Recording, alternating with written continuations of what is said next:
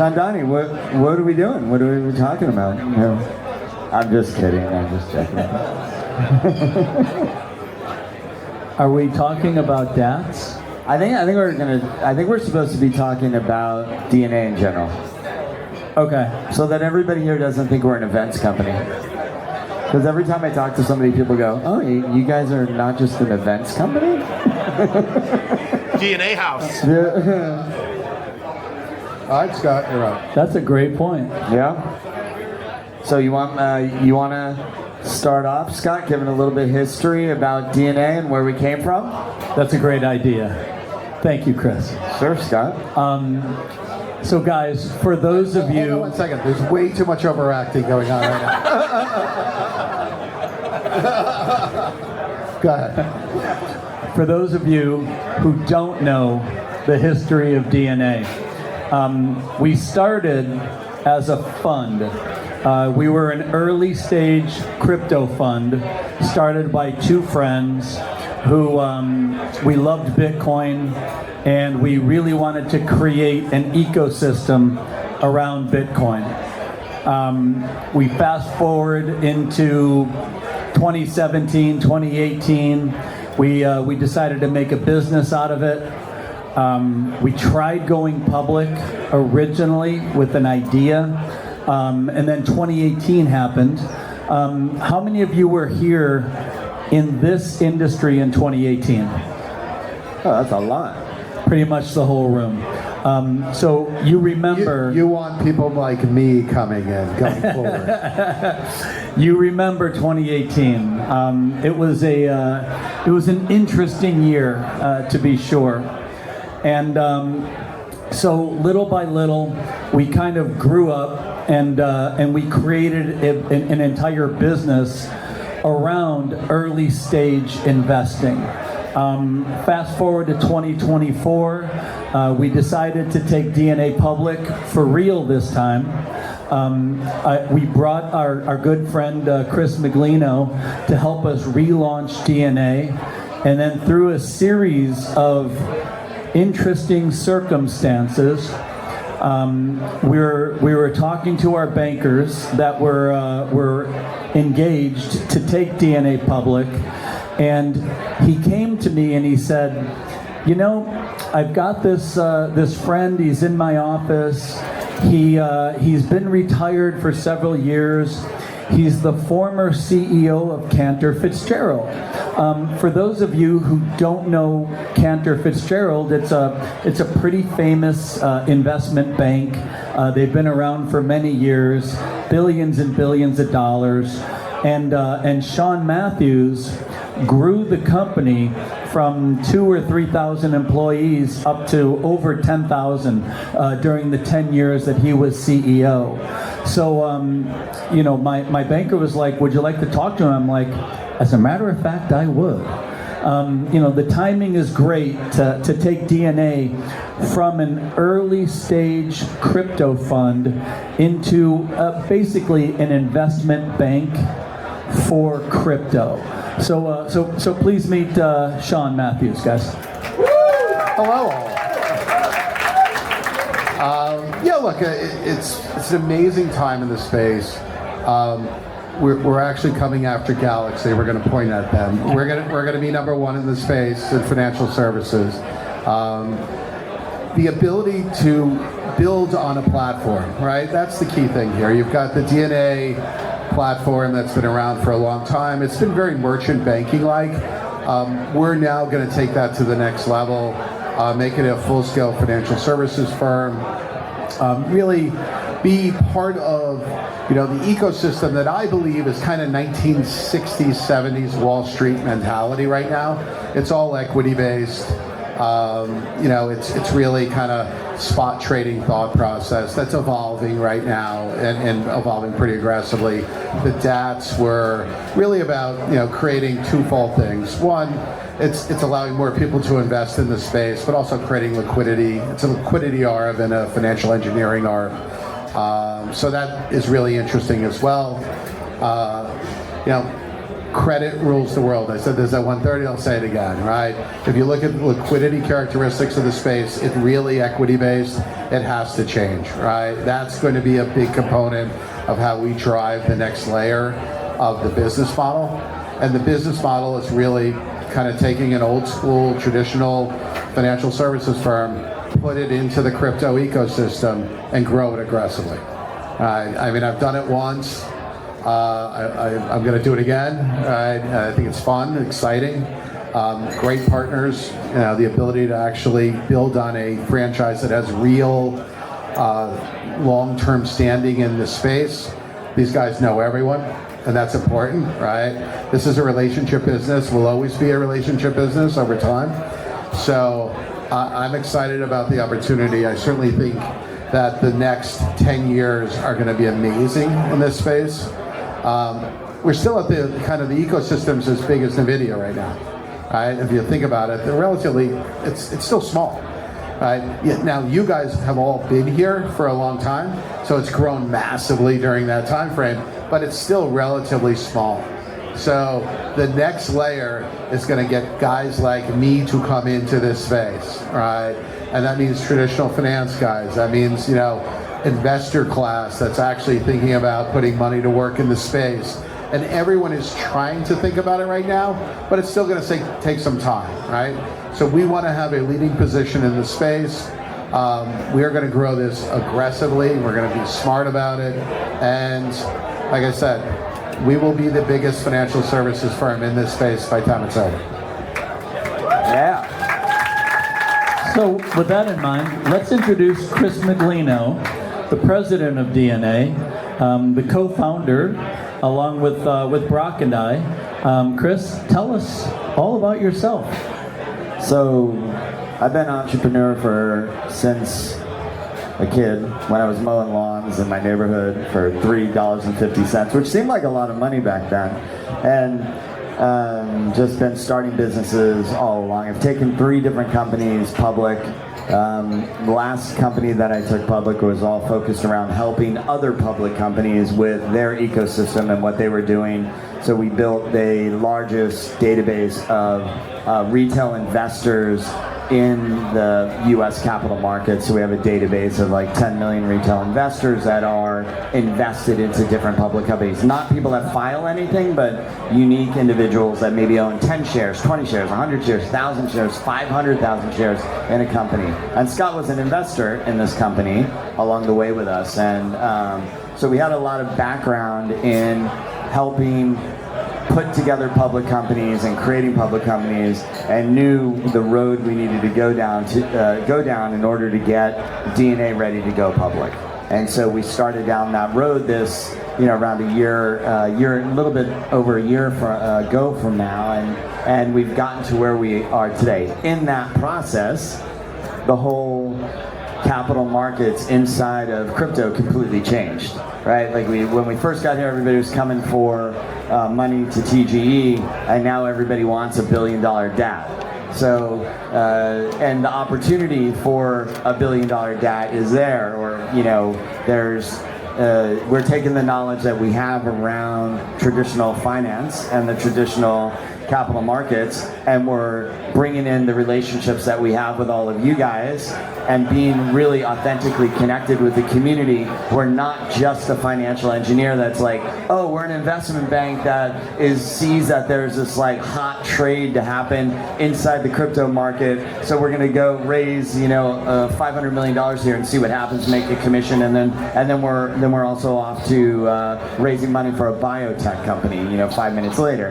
We're highly focused on this community. We know the community. I mean, if you ever hear the story that Scott tells about how DNA was started, founding Tether, early EOS, one of the main investors in EOS participated in the Ethereum initial sale. I mean, the story just goes on and on. When people hear this story, they're like, wow, well. You guys have done a lot of stuff in this space, and now it's about applying that connection with the community, which is really important, right? Like the connection with the community here is super important. That's why we do these events, is to make sure everybody gets together and can see that we care. They can feel that we're like engaged with everything that we're doing, and then bringing people like Chris Sean. will be hugging everyone at the end of Yeah, that's the goal, especially here. So, I mean, that's the goal, is to, you know, get the community together and make sure everybody knows that we're authentic in the space, and then apply our expertise to really go out and raise a lot of money. So now we're at a point where these digital asset treasuries, or, you know, that's what they're called now, but they'll move on to be called regular public companies for, you know, crypto-centric things, that's at the center of what we're seeing, and there's nobody better positioned than us to execute on that. So I'll talk for another few minutes on digital asset treasuries and our investment thesis on these. So in the last 7 months, a little over $30 billion have been invested into DATs. It really obviously everybody knows it started with Michael Saylor and Bitcoin. But not long after that, Ethereum, Solana, a number of different, you know, what we would call blue chip, large-scale crypto projects have all launched digital asset treasuries. It's a really interesting, unique opportunity because Wall Street investors, and you know, as Sean was explaining, we think about our industry and how much it's grown, and you know, we look at it and we say, my God, you know, in these few years, we're $4 trillion. And then, you know, Sean and, you know, like Wall Street guys look at that and they say, NVIDIA is worth more than your whole industry. It's one company. And so it seems so crazy and so big to us, but it's really, really small. And so a lot of people today will tell you digital asset treasuries are a fad. They're going to come, they're going to go, they're going to crash and burn. I completely disagree. They said in 2017, ICOs are a fad. They're never going to happen again. In 2018, they died. But since 2020, over $100 billion and thousands of ICOs have continued to proliferate through the ecosystem in almost every country in the world. So digital asset treasuries are here. They won't all be $3 billion raises like Solana and Ethereum, Ether Machine, and you know, whatever the Solana one is. But small digital asset treasury deals are $100, $200 million. Medium-sized deals are $300, $400, $500 million, and the monsters are $1 billion plus. We're going to see more of these. We're going to see them throughout the NASDAQ. Then it'll creep down into the American. Then it'll creep down into the OTC. It's already in Canada. They're starting to see them in Korea, Japan, Germany. They're on exchanges all over the world. And I'm talking to founders right now. They launch a DAT in New York on the NASDAQ. A week later, they're in Frankfurt, you know, getting ready to list on the Frankfurt or the Berlin exchange, wherever these exchanges are. So the moral of the story is, if you're looking at investing in this space, look at DATs. They're really interesting.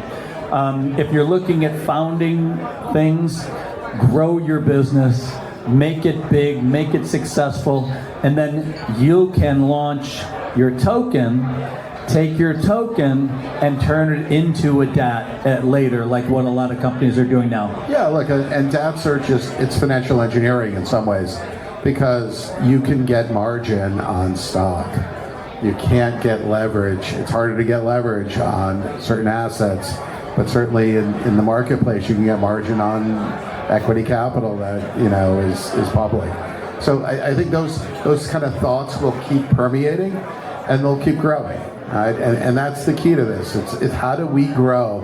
The idea of DNA is going to be on the cutting edge of what's happening, right? And making sure that we're pushing the envelope, because this isn't that hard. We're not reinventing the wheel, right? We're going to look at how the world has acted in this space and kind of bring those thoughts into the crypto ecosystem. And that is going to be key to the next leg of growth. And that next leg of growth will then turn around and get more traditional people to come in, because leverage attracts people, and it always has and always will. So I think that's how we kind of look at the marketplace. And as I view the world, it's pretty simple. This is, again, 1960s, 1970s kind of thoughts in the traditional world. And I go back to what I said at 1:30. In 1990 something, Goldman Sachs was less than $1 billion of equity capital. Like, everyone perceives these companies to be massive in nature. They became massive over the last 25 years, but they were relatively small. And that's the interesting part. We can grow incredibly quickly. The ecosystem will grow incredibly quickly. And if we do it right, which we will, we'll become the leader in the space. I think that a lot of people in this space think that this Wall Street is coming into our space and taking over, right? That you have these Wall Street bankers that are coming over, but that's not really what's happening. What it is we're letting them come in so that we can figure it out, and then we're turning it around, and we're going to end up owning the entire thing in our own way. Everything's going to be tokenized. NASDAQ is going to tokenize everything. The New York is going to tokenize everything. Everything is going to be tokenized ultimately, right? So this piece of the evolution of this is the Trojan horse for the crypto community that's going to explode inside the financial ecosystem. I agree with that. Should we open it up to questions, or? Yeah. But one thing I wanna bring up that I think is still the funniest and cutest thing in the world. In our world, assets trade 24/7, 365. In this new world of Wall Street, you wake up in the morning on Monday and the stock market is closed.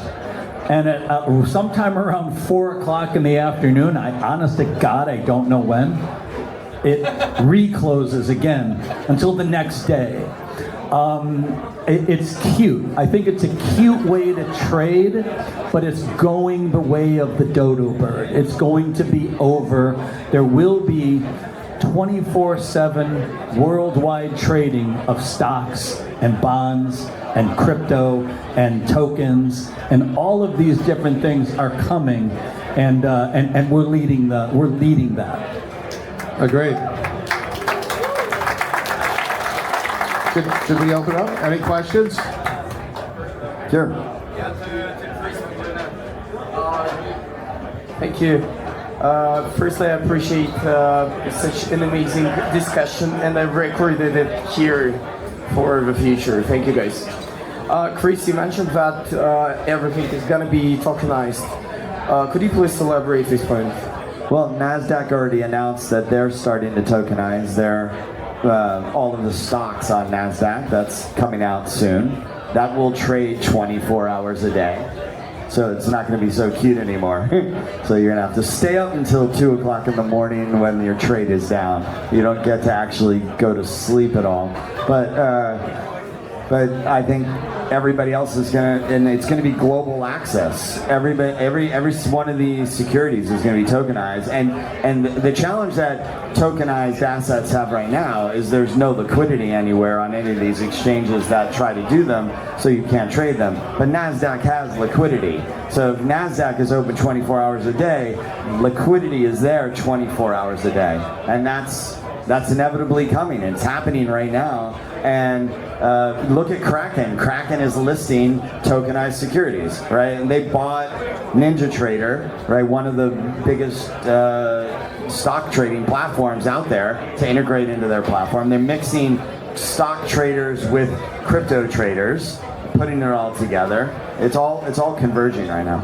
Yeah, and the system's really antiquated. So you've got two clearing banks in the U.S., right? J.P. Morgan and Bank of New York, which is crazy, right? They do all the clearing. And I keep going back to, learn from history. In the 70s, the exchanges were closed on Wednesday afternoon because they couldn't handle the paperwork. Yeah, remember, think about that. That's Give me a little siesta. That's 50 years ago, right? So you kind of think about where the world is changing and morphing and moving. Sean had already graduated college and was getting his first job on Wall Street back then. Okay, let's be fair. We know who's older.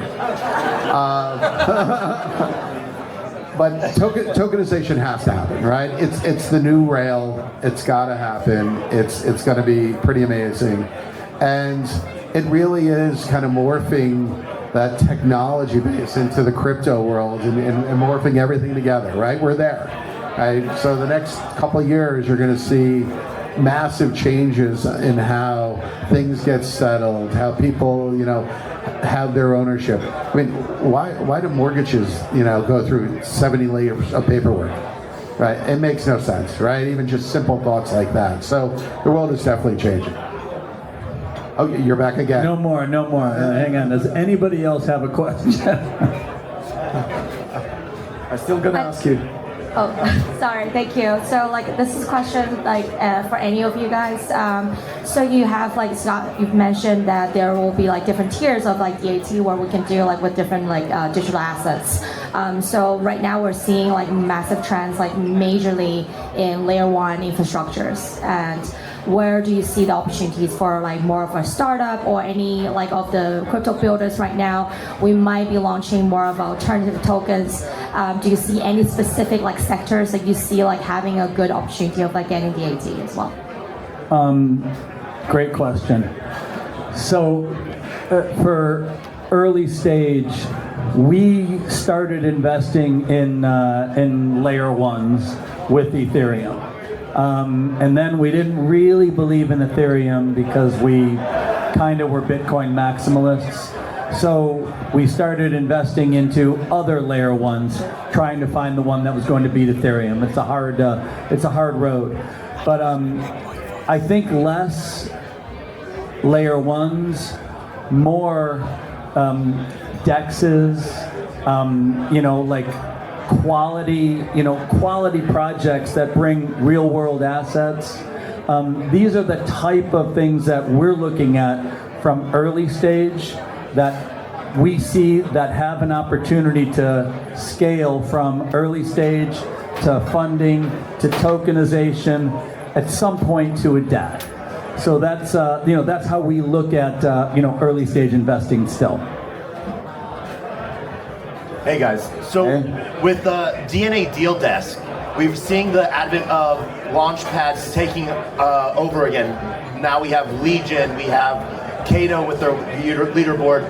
We're seeing projects remove the caps of the ICO days and allowing for the community to come in, not necessarily under current regulations within the US, and you guys are working really hard to follow either the idea of the law or the future of what the law might stand for. But as we're seeing projects raising 60 times more than what their cap was, is this going to be the new meta of community fundraising in a regulated space, letting the common person come in with just $100 rather than the $1,000, $10,000, $25,000 check? Let the community in at the ground floor.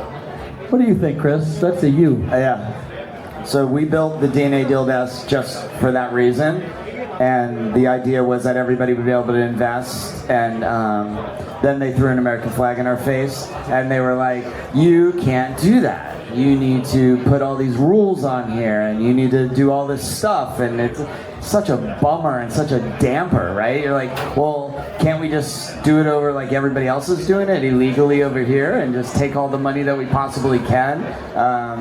So that, I think that there's an opportunity for that. Now we've gotten to the point where the international investors no longer need to go through any form of accreditation. They can just log in and raise money. And you know, we launched when we launched the Aetherdat that we just did. We raised almost $400 million for the Aetherdat. We put it on the deal desk, and in 3 days, tons of people invested into the project, even though they had to fill out the KYC. Right, even though they had to go through the process, and the DNA deal team was there approving people immediately as they were coming in, and international people were getting approved immediately. So I think that the U.S. rules, hopefully, in one day, will free us up so that we can do that in the United States, not only internationally. Where, look, if somebody's got $100 and they want to put it into a project, go for it, right? It's like, let them do it.